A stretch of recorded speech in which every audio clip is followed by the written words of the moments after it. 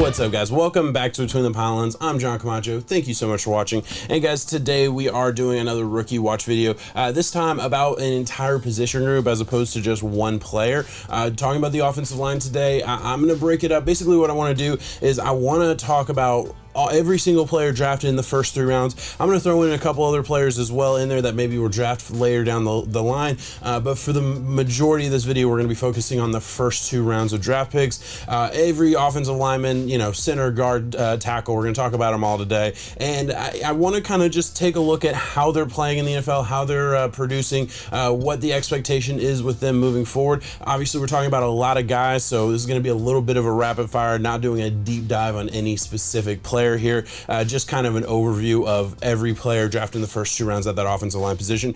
There were a lot. This draft was really interesting with the offensive line specifically.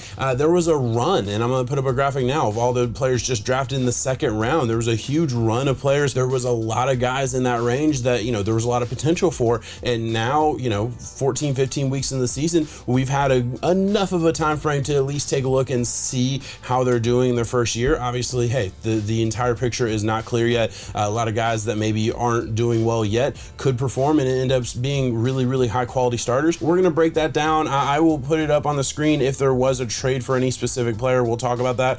The way I want to structure this video is I'm going to break it up into 3 parts. First of all, the standouts, the guys that are performing really well. We'll talk about that first. Then I want to talk about guys that maybe aren't to the level that we're hoping there will be yet, but they're trending up. It seems like things are going in the right direction. There's a lot of excitement around them. And then I will also talk about a good majority of the players I'm going to talk about, honestly, are guys that maybe aren't there yet. I don't want to put, a negative label on it or anything, because it's just way too early to, label anybody a bust right now. But at least guys that maybe are underperforming or disappointing so far relative to their draft value. So we will start with the standouts of this class overall, and I'm going to put them all on the board right now. These are all of the standouts that I have from the 7th overall pick to a guy drafted in the 6th round of the NFL draft, which, just absolutely impressive that the Chiefs were able to find, a stud in the 6th round, a stud in the 2nd round. But these are the guys. We got 2 tackles, 1 center, and 2 guards that we got to talk about in the standout category. First of all, let's talk about the top 2 picks in this class from the offensive line position. Both tackles. First one drafted 7th overall to the Lions, Penei Sewell. We knew this coming in. We all kind of assumed he would be a top 5 pick. He fell to 7 because, listen, a couple quarterbacks and skill positions were drafted ahead of him, and he fell because of that. It is what it is. Lions found a really good centerpiece for the rebuild. You gotta love that. And then the Chargers, who I think have a little bit of a history of missing on offensive linemen, I don't think they missed here. I would say that Rashawn Slater is graded a little bit less because his run blocking isn't quite as good compared to Penei Sewell. This is all according to PFF. I'm not gonna sit here and pretend to have scouted both these guys in depth or anything like that. Obviously, you can kind of tell watching the game if they're playing well, but I'm not over here charting every single run block and pass block. So just for the record, the majority of the stats that I have is coming from PFF. So if you disagree with that, PFF is a divisive subject as it is, but these are offensive linemen, not a whole lot of stats beyond the basic ones. So we just got to work with what we have a little bit there. Both guys playing really well in pass blocking as well. Rashawn Slater only giving up 4 sacks, Penei Sewell only giving up 5 sacks. Gotta love both these guys. Top tier talent. Arguably the best offensive lineman in this class could genuinely be Creed Humphreys out of Oklahoma. Dude is the #1 center according to PFF. Only allowed 1 sack and 7 hurries in 586 pass blocking snaps. Now, that obviously, those numbers would obviously be more impressive if they were left tackle numbers. You don't get nearly as many sacks or hurries from the defensive tackles that you have to block. But look, he's performing really well in run blocking. He's performing well in pass blocking. He is dominating in his position right now. Starting every game. Just, Chiefs were able to find a stud with the last offensive lineman picked in the 2nd round. Huge value there. Moving on to the guard position. Hey, we'll talk about the Chiefs a little bit more because the guy lining up to the left of Creed Humphrey is Trey Smith right now. He is the 9th ranked guard in the NFL with 20 snaps or more, and he started every game for the Chiefs and only allowed 24 hurries and 4 sacks in an offense that is predicated on deep developing routes. 6th round rounder out of UT, deserves all the props in the world. The only reason he was drafted that late, by the way, is some blood clot issues, so medical reasons is why he fell that late. But regardless of the reason, I mean, you found a stud in the 6th round, so props to the Chiefs all day for that one. And then moving on, the Jets did trade up for Vera-Tucker, trading up with the Vikings in the 1st round, grabbing a guard there, and he's playing really well. He's already damn near dominating as a run blocker, so you gotta love that. Pass blocking, you know, maybe not to the same level as his run blocking, but he's an all-around really good guard, and I would argue the Jets have found 2 really solid offensive linemen in the 1st round of the past 2 drafts. So look, they're rebuilding there in New York, and I would say in a couple years, you know, I think the offensive line is always a really good indicator for how good a team can be.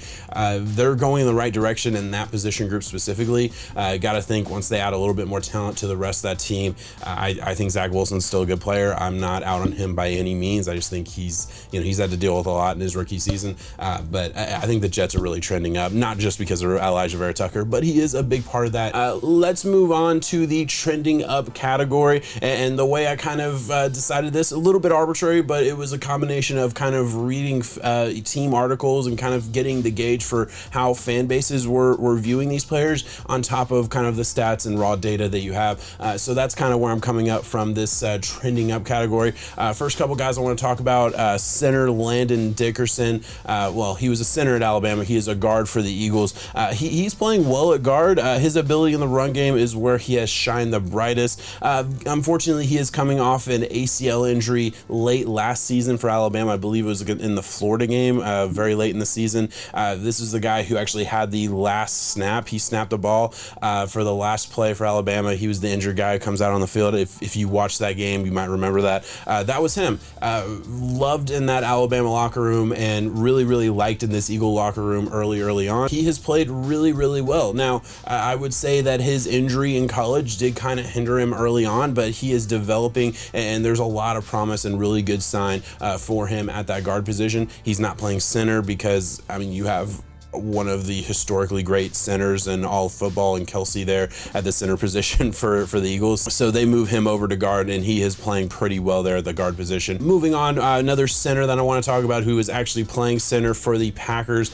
This is the center that was actually drafted 1 pick ahead of Creed Humphreys. So, you know, he's playing well. He is trending up. The Packers obviously like him. The organization is happy about him. As a Packers fan, though, it does kind of suck a little bit to see Creed Humphrey, as I already talked about, one of the best offensive linemen in this class altogether, drafted 1 pick after the center that you took at that exact same position. Listen, he had an injury, MCL injury. There is hope that he will be back for maybe the end of the season or the postseason, but played pretty well in the first 5 games. There's obviously hiccups, but he's trending up. Injury has kind of derailed where he's at right now. Moving on to another guy dealing with some injuries, Christian Darasol. This is the guy who was who the Vikings traded down in the 1st round and was still able to grab. Look, it's just injury issues. It started the season with some core muscle issues. He was seeing specialists in the off season and in training camp, and I remember early on being a little worried, like, oh shit, this might be serious, like a core muscle injury, and he's over in Philadelphia getting a specialist to look at it. Like, there were some weird reports coming out because of that.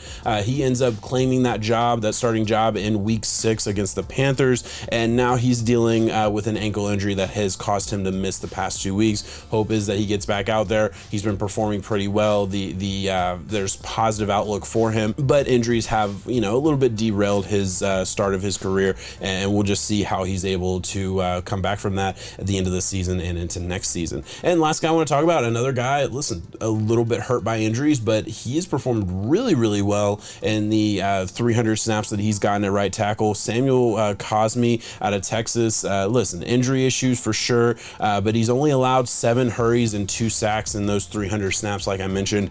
Really good numbers, just not a big enough sample size to really get a good view of, you know, what we're dealing with Samuel Cosmi. Like to think that this is a guy who can, you know, hold on to that right tackle position and be a steadfast starter for the Washington team. Almost did it, but then the Washington team for a long time. We'll just see. Obviously, you hope he can stay healthy. Before we get into the rest of this class, I do want to quickly look at a couple 3rd rounders that are having, you know, mixed bag of results here in their first year. year. Spencer Brown and Jalen Mayfield, tackle for the Bills. Spencer Brown, he's played 6 games between week 4 and week 14. Injuries, COVID, a lot of different issues. He's had a roller coaster of a start to his career, but he's playing pretty well. Not a great run blocker, but really doesn't have to do that a whole lot in that Bills scheme. I mean, running the ball is not their prerogative by any means, but playing well. Only allowed 1 sack as a pass blocker at the tackle position, so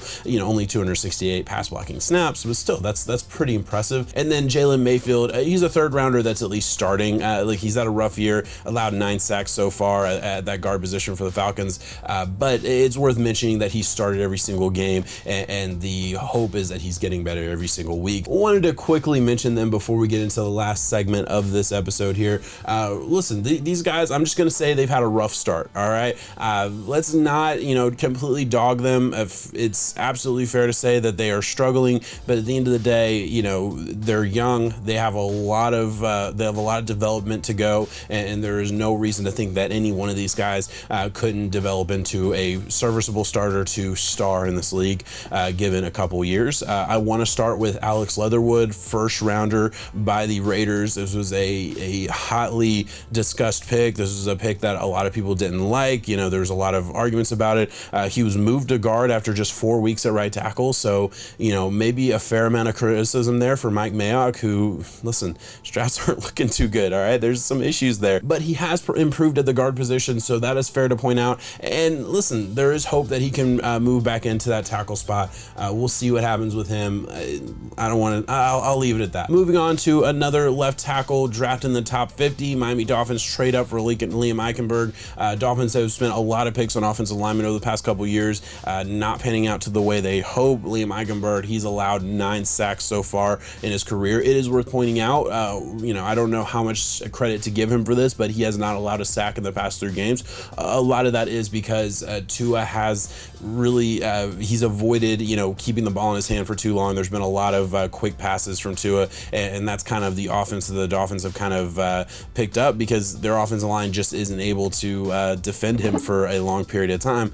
That is what it is, but it's fair to say, hey, he hasn't allowed a sack in 3 games. Hopefully he can build on that and become a starter. Moving on to another player drafted in that second round, struggling a little bit. The Bengals drafted guard Jackson Carman out of Clemson, and he has started 5 games this year, lost his starting job in week 9 to Akeem Adeniji, who came off IR from, I think, a pec muscle injury that kept him out. Some thought it would keep him out of the rest of the season. They got Adeniji back, and Carman was relegated to the backup role. So he lost his job. We'll see how that pans out if he's able to earn a starting job in 2022. Maybe he gets that starting job back, the right way, not due to injury, hopefully, knock on wood. For Jackson Carman, again, I feel like just a little bit too early to say whether this is, okay, he struggled, he doesn't have it, and he lost starting job, or just a guy who was a little bit better than him at this point in their career, and Akeem Adeniji comes in off injury and is able to take that job back. So we'll see. Too early to tell. Let's move forward to a handful of guys that you just really can't pass judgment because they don't have enough film or enough experience to really say anything about. Tevin Jenkins, Walker Little, both have started 1 game for their team. Tevin Jenkins, drafted by the Bears, he's been backing up Jason Peters ever since he came off IR. Listen, he had surgery August 18th, so he missed the first part of the season because of injury. Comes off IR, is the backup to Jason Peters. Jason Peters does go down against the Packers. He came in and played in that game, and I guess is the assumed starter moving forward.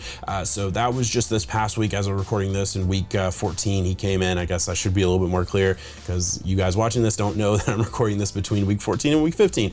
Anyway, moving forward, 1 week, way too early to judge where he's going to be at in his career. Hopefully he plays well. Walker Little, again, left tackle for Jacksonville, another guy who's been backup to a starter, Cam Robinson. Listen, Jacksonville is spending the 2nd most in the NFL on the offensive line position, so it is not exactly, an insult to say he is the backup on that team. The hope is that, I guess, that he can earn a starting job and maybe save Jacksonville money moving forward. But for now, it's Cam Robinson's job there, and Walker Little is very much the backup. Just doesn't really have a lot of experience. Moving back to college, didn't play a whole lot in college either. The 1 game he did play was against the Bills. There was this weird thing with Cam Robinson where he was out really last minute, and Walker Little kind of had to come in. He had 10-minute notice before he was playing in the game. So those were really his only snaps. It was against the Bills. It was a win, so take that for what it is. Moving forward, last two guys that I do want to talk about, Aaron Banks and Dylan Radnez, two guys that just have not played very much.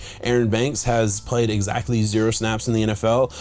Reports out of the 49ers camp are not good, but there is nothing on film to point one way or the other, but he hasn't really been able to break into the active lineup, let alone the starting lineup for the 49ers, and hey, you just hope he can develop. That's really all you can say there. Dylan Radnez, very similar story. You know, he is one of the 83 players that have taken snaps for the Titans in this, you know, historically terrible injury luck season that the Titans have had so far, but he really only has 53 snaps in the NFL. He was a far better run blocker than pass in the limited opportunity that he did get, but again, we're talking about 53 snaps, so it's just not a big enough sample size to say really anything about this player. All right, guys, that is all I have for the offensive linemen in the first 2 rounds of this class. Let me know what you thought. Let me know if there was somebody maybe later on in the draft that's playing for your team that I neglected to talk about, that I missed for one reason or another. I'm very interested in that. Talked about a lot of guys today, did a lot of research on a lot of different teams today and offensive line and the situation that they're in.